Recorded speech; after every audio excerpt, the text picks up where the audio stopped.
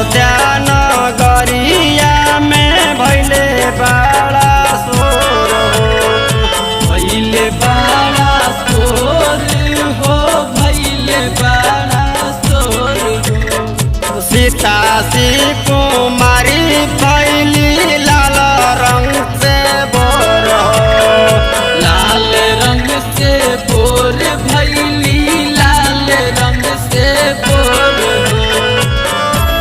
उड़े रंगावा गुलाल उड़े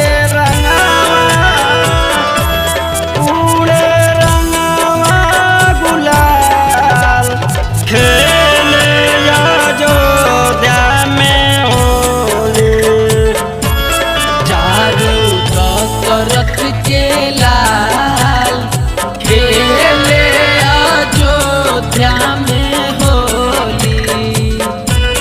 चारों दशरथ के लाल खेले अयोध्या में होली।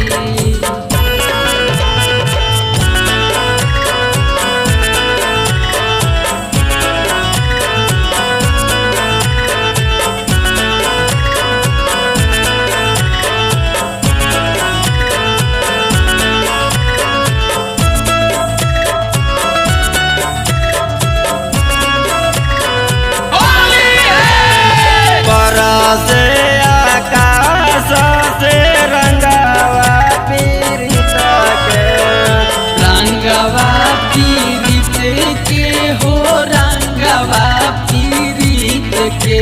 स्वतंत्र राज गावा स प्रेम होली गीत के प्रेम होली गीत के हो प्रेम होली गीत के।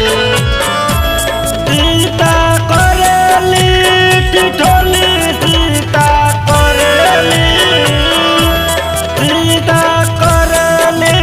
ठिठोली खेले अयोध्या में होली चारों दशरथ के लाल खेले अयोध्या में होली।